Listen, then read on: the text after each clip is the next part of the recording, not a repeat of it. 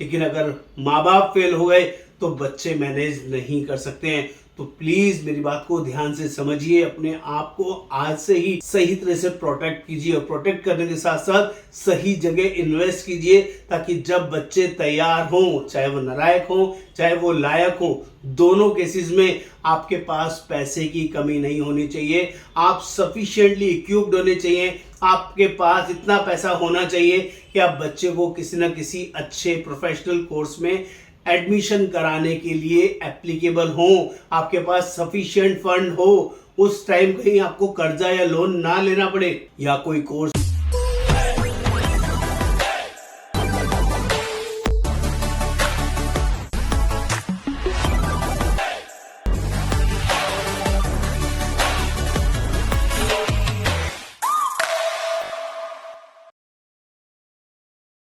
नमस्कार दोस्तों, पूत कपूत तो क्यों धन संचय, पूत सपूत तो क्यों धन संचय। इसका मतलब होता है अगर आपका जो बच्चा है वो लायक नहीं है तो उसके लिए धन क्यों जोड़ना है। ये कहावत का मीनिंग बता रहा हूं आपको। और अगर आपका जो बच्चा है वो लायक है, लड़का या लड़की कोई भी हो सकता है, तो उसके लिए धन संचय करने की क्या जरूरत है। ये बड़े बुजुर्ग बोलते थे, जिसका मतलब होता था कि अगर आपके पास ज्यादा धन है और आपका बच्चा नालायक है तो उस धन को खराब कर देगा आपका बच्चा, इसलिए ज्यादा धन जोड़ने की जरूरत नहीं है। ऐसे ही जब आपके बच्चे लायक हैं तो उनके लिए धन जोड़ने की जरूरत ही नहीं है, क्योंकि वो अपने आप इतना कमा लेंगे अपने लायक होने की वजह से, अपने एजुकेटेड होने की वजह से। दोस्तों, ये पुराने जमाने की बात थी। आज जो कहावत है ये टोटल चेंज हो गई है।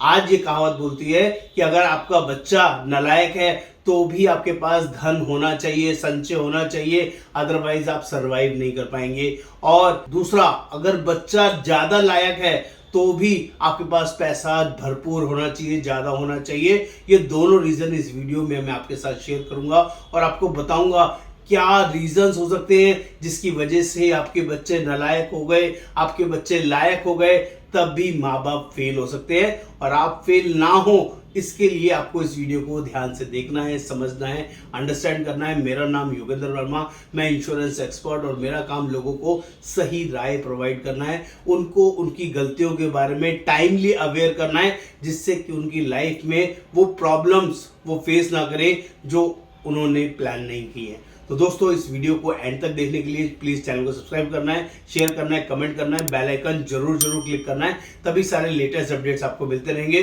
तो पहले ही अंडरस्टैंड करते हैं कि पूत कपूत तो क्यों धन संचय, पूत सपूत तो क्यों धन संचय। तो उसका रीजन आपको बता देता हूं, बहुत इंपॉर्टेंट है दोस्तों। इमेजिन कीजिए आपके बच्चे नालायक है। पहले नालायक वाली सिचुएशन पे लेके चलता हूं। आपके बच्चे नालायक का मतलब ये नहीं है कि वो पढ़े लिखे नहीं है या उनकी आपने एजुकेशन नहीं कराई होगी या अच्छी स्कूलिंग वगैरह, अच्छा कॉलेज आपने नहीं कराया होगा।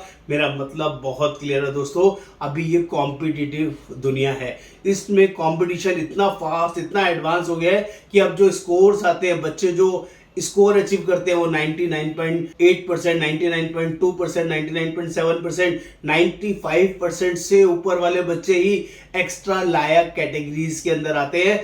आज की डेट में अगर आपके बच्चे 50%, 60%, 70% स्कोर कर रहे हैं तो वो भी नालायक कैटेगरीज के अंदर आते हैं। उनको भी मनचाहा कॉलेज नहीं मिलता है, मनचाहा कोर्स नहीं मिलता है, मनचाहा डेस्टिनेशन, मनचाहे जिस चीज में वो करना चाहते हैं, लेकिन उसके लिए उनकी क्वालिफिकेशन, उसके लिए उनकी जो अचीवमेंट है वो कम पड़ जाती है। इसके लिए भी आप माँ बाप को तैयार होना पड़ेगा, माँ बाप को उसके लिए फंड जोड़ना पड़ेगा।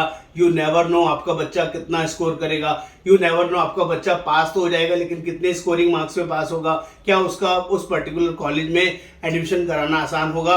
दोस्तों, जितने भी ए ग्रेड कॉलेजेस हैं, जितने भी अच्छे से अच्छे इंस्टीट्यूट्स हैं इंडिया में, इंडिया के बाहर, वो सब आपके पैसे के ऊपर डिपेंड होंगे। अगर आपका बच्चा नालायक निकला, नालायक मतलब वो 95% से नीचे की कैटेगरी में आने वाला निकला, तो आप समझ जाइए आपको ज्यादा पैसे का रिक्वायरमेंट होगा। आपको किसी अच्छा जगह उसको कोर्स कराना है, किसी अच्छी लाइन में उसको डालना है, तो कहीं ना कहीं आपको उसके लिए फंडिंग करनी पड़ेगी। कोई बिजनेस कराना है उसके लिए भी आपको फंडिंग करनी पड़ेगी। अगर आपने पैसा जोड़ना शुरू नहीं किया, अपने बच्चे के लिए सही तरीके से सेफ्टी मेजरमेंट का फॉलो नहीं किया या सिक्योरिंग करना आज से शुरू नहीं किया, तो आपके बच्चे आपकी तरफ देखेंगे कि अब मैं आगे क्या करूं। क्या आप चाहते हैं आपके बच्चे लोअर कैटेगरी से शुरू करें, बिल्कुल जीरो से शुरू करें, आप उनको सपोर्ट ना कर पाए, यही सोचते रहे कि बच्चे लायक होंगे तो अपने आप कमा लेंगे? तो आई एम सॉरी दोस्तों, मैं इस चीज पे रिलाई नहीं करता। आजकल माँ बाप को सेम मेहनत करनी पड़ती है, सेविंग अपनी बढ़ानी पड़ती है, ज्यादा से ज्यादा ऑप्टिमिस्टिक होकर सोचना पड़ता है। बच्चा अगर पढ़ लेगा तब भी और नहीं पढ़ेगा तब भी मुझे इसको कुछ ना कुछ सेट करवाना है। ये आपकी रिस्पॉन्सिबिलिटी है, ये आपकी जिम्मेवारी है, जिससे कि आप भाग नहीं सकते हैं। सिमिलरली बात करता हूं कि अगर आपके बच्चे सुपर इंटेलिजेंट है, आज के युग के जबरदस्त बच्चे हैं, पढ़ने में बहुत तेज, खाने में, खेलने में, कूदने में, हर चीज में सुपर एक्टिव हैं और उनकी सोच, उनका विजन अभी से ही बहुत एक्स्ट्रा ऑर्डिनरी है, तो दोस्तों आपको ज्यादा चिंता करने की जरूरत है।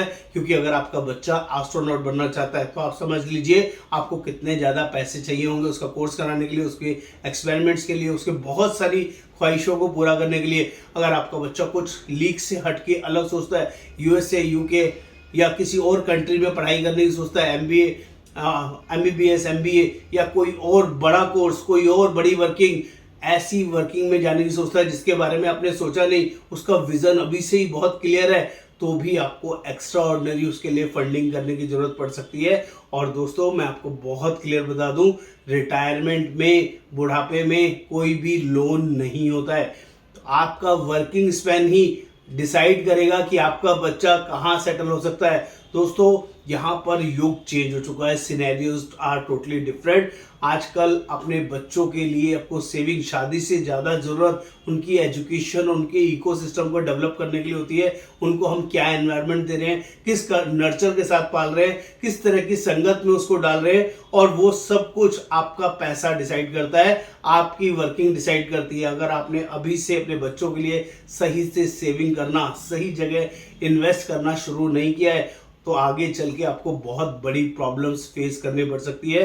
और मैं आपको फिर बोलता हूं, अगर बच्चे फेल हो गए तो माँ बाप मैनेज कर सकते हैं, लेकिन अगर माँ बाप फेल हो गए तो बच्चे मैनेज नहीं कर सकते हैं। तो प्लीज मेरी बात को ध्यान से समझिए, अपने आप को आज से ही सही तरह से प्रोटेक्ट कीजिए और प्रोटेक्ट करने के साथ साथ सही जगह इन्वेस्ट कीजिए, ताकि जब बच्चे तैयार हों, चाहे वो नालायक हों चाहे वो लायक हों, दोनों केसेस में आपके पास पैसे की कमी नहीं होनी चाहिए। आप सफिशिएंटली इक्विप्ड होने चाहिए, आपके पास इतना पैसा होना चाहिए कि आप बच्चे को किसी न किसी अच्छे प्रोफेशनल कोर्स में एडमिशन कराने के लिए एप्लीकेबल हो, आपके पास सफिशिएंट फंड हो, उस टाइम कहीं आपको कर्जा या लोन ना लेना पड़े, या कोई कोर्स नहीं कराना चाहते, आपका बच्चा कोर्स करना ही नहीं चाहता, कोई बिजनेस करना चाहता है तो उसका कोई काम खुलवा सके, उसको उस बिजनेस में सपोर्ट कर सके और उसके लिए प्ले फंड तैयार कर सके। यस दोस्तों, इसको प्ले फंड भी नाम लेते हैं। बहुत सारे बिजनेसमैन मैंने देखे